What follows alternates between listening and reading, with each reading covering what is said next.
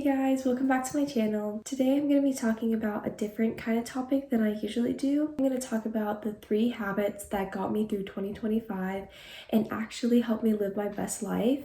These are things that I'm going to walk you through step by step and all the methods that I use so you can do it easily too. Number 1 is establish a nighttime routine. I feel like no one ever tells you how to actually do this. So here's what I found that works. At 7 p.m., I shower, brush my teeth, and do my skincare. And I know 7 sounds really early, but that's what I found works with my schedule and how much sleep I need to get because I do get up at 4 and 5 most days. 7:30 p.m., I make a cup of tea and stretch. I've been trying to stretch a lot more in the new year, especially this next year, because I didn't do this very much last year, and I feel like I've lost a lot of my flexibility because I haven't kept up with that. That is one of my resolutions. At 8 p.m., I get in bed and read for 30 minutes to an hour. It doesn't have to be like those self-help books. It can be fiction, fantasy. Me personally, I love fantasy. This is the book I'm reading right now. As you can see, this is not nonfiction. Actually, I found that reading a fantasy book before bed actually helps me have like better dreams.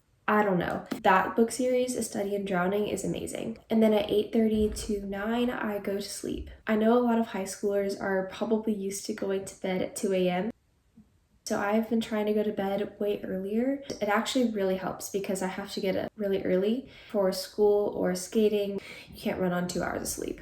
Number 2, kill procrastination. Going into the next topic, my friends always ask me, how do I go to bed at 8:30 p.m.? It's because of time management. Some techniques I use are countdown from 5. It's very useful when getting up in the morning and you're really tired. You don't want to get up and your body's fighting you. Basically, you count down from 5 and get up before your body has a chance to think about it. This is really helpful because the hardest part about getting up in the morning is actually getting out of bed. That's why I put my alarm all the way on the other side of my room so that I actually have to get up to turn it off. And if you're feeling fancy, there's a lot of apps that have alarms where you have to do a math problem or a memory game to turn it off. Another technique I use is the Pomodoro technique, but the standard times are 25 and 5 minutes. So 25 minutes of hard work and 5 minutes of rest. Now on those 5 minutes, don't go doom scrolling. I like to read a book or doodle for those 5 minutes or just walk around and get a glass of water. Plus, there's a lot of cute free Pomodoro timers online. My personal favorite is to play lo-fi music while I'm studying, especially if I'm in a crowded room with a lot of people talking. I found the music can help drown out that noise. The last technique I use to kill procrastination is the do it for yourself method. You ask yourself, would your future self be happy that you did this now? I always think about this while folding my laundry, but then I remember that tomorrow me is going to be so much happier if I do this laundry now when I don't really have a lot of stressful things to do.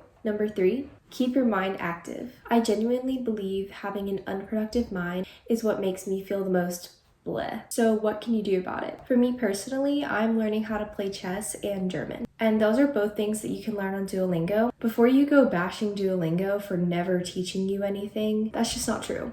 It introduces me to vocab that I wouldn't have learned otherwise, and it can teach you all the basics about the language or chess. And now, Explain My Answer is free for everyone, so go check it out. This is not an ad for Duolingo, by the way, though that would be a dream. There's also websites like Learn German with Oliver, and you can watch YouTube videos on grammar concepts or strategies in chess. As for chess learners, I got into chess through a school club, so if you're in high school, that might be a really good thing to check out. Joining a school club, especially if you're still in high school, can be really helpful to build your mind and find other people that already know the game so that you can learn from them. Also, if you're getting better at chess, I would recommend chess.com. It's free and it has so many chess players on there that you can play at all times of the day, and it doesn't even matter if you only have 10 minutes because there's 10-minute matches. And honestly, it feels so rewarding to learn a new skill, especially chess, because it's so exhilarating when you outsmart your opponent. I mean, come on.